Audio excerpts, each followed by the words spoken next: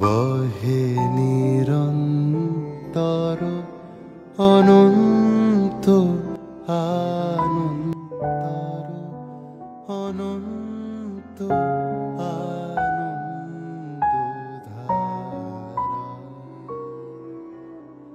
বাজে অসীম নভ নভ মাঝে অনাদিরব বাজে অসীম নভ মাঝে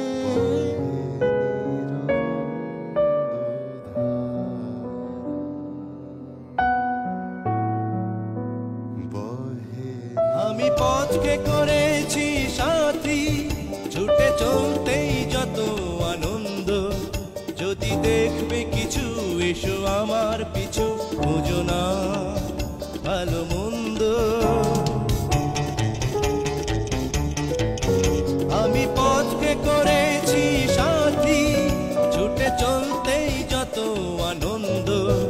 যদি দেখবে কিছু এসো আমার পিছু, বুঝো না ভালো মন্দ। আমি পথকে করেছি সাথী।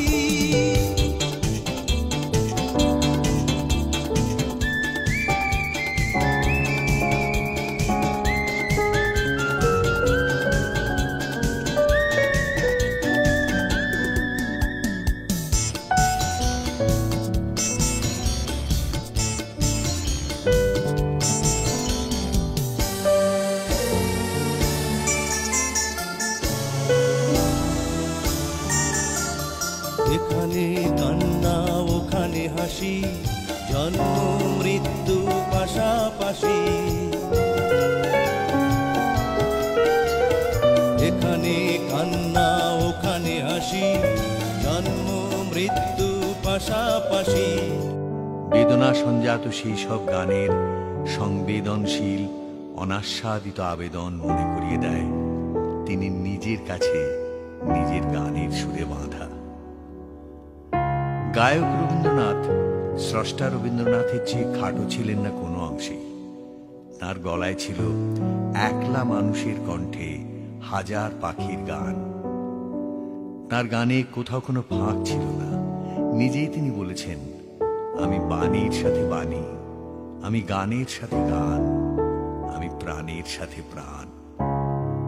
অবনীন্দ্রনাথ তার প্রিয় রবি কাকার বিষয় তাই তো বলেছেন, তার গানই তার আসল জীবনী।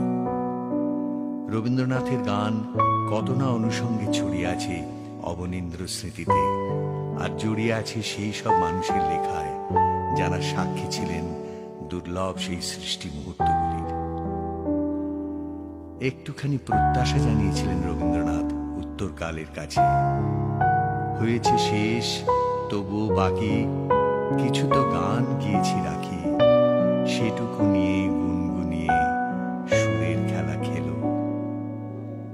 এই সংকলনে ধরা রইল রবীন্দ্রনাথ রচিত অজস্র গানের ভেতর থেকে তুলে আনা অনুপম গানের একটি গুচ্ছ।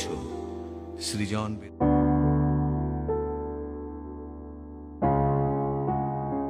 কখনো